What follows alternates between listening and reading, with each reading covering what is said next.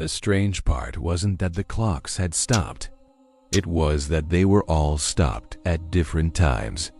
Some pointed to dawn, others to deep night, and one was still ticking, alone, in a valley where no one was supposed to be anymore. The air was calm, no wind, no animals, just the sound of time, refusing to agree with itself. Tonight we step quietly into another forgotten mystery, a place where questions linger longer than answers. The air feels older here, as if the past is waiting just beyond the edge of light. Settle in, the mystery is waiting.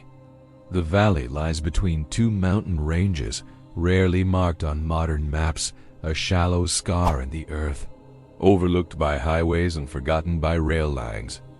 It once had a name. Most people don't remember it now. In the late 1980s, hikers passing nearby began noticing something strange. Old wristwatches left on trail markers, pocket clocks nailed gently into trees, all of them abandoned. All of them stopped, but never at the same hour. And that was only the first thing that didn't make sense. Before it emptied, the valley held a small research settlement. Not military, not secret, at least, not officially. Its purpose was simple on paper: long-term environmental observation, soil movement, acoustic resonance, atmospheric pressure changes. But the journals tell a different story. Entries begin to drift, dates are scratched out, rewritten. Sentences trail off mid-thought, as if the writer forgot why they were holding the pen. One note appears again and again. Time feels uneven here. At first, it reads like exhaustion. Later, it feels like a warning. The first official anomaly occurred in spring. A motion sensor recorded movement for 6 hours straight, but when reviewed, nothing crossed the frame. No animals, no people. No shadows, just motion, without cause.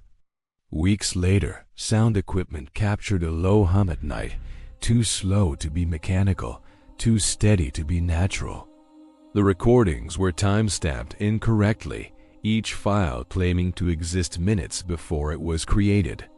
And then the watches began appearing. No one admitted to placing them. Aerial surveys added another contradiction. From above, the valley appeared, subtly distorted. Not damaged, not altered, just compressed. Distances on foot didn't match satellite measurements. A walk that should take 10 minutes lasted almost half an hour, or sometimes less than 5. Witnesses disagreed on how long they'd been there, but all agreed on one thing: they felt watched. Not by something present, but by something waiting. But the next discovery would change everything they thought they understood. Buried beneath a collapsed observation hut, they found a ledger sealed in plastic. Inside were names, dates, departure times. Every name was crossed out, except one. And beside it, a time that hadn't happened yet. But none of it prepared them for what they found next. The final recorded visit to the valley occurred at dusk. A lone surveyor entered with a body camera. The footage lasts 12 minutes. For the first 11, nothing happens. Then, the sound drops out. The camera doesn't glitch. It doesn't cut. It keeps recording as the light shifts backward. Shadows crawl the wrong way. And the surveyor stops walking, not because of fear, but confusion. The footage ends without impact, without a fall. Just a quiet loss of forward motion. Some believe the valley sits atop a geological timeshare, a rare fault where electromagnetic forces interfere with perception. But that doesn't explain the time stops or the watches. Others argue human error, faulty instruments, fatigue, mass suggestion. Yet no explanation accounts for the compression or expansion of distance itself.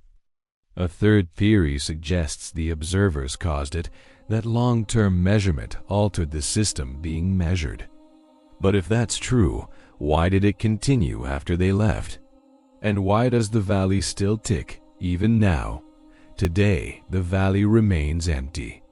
No fences, no warning signs, just quiet land that refuses to stay in the present.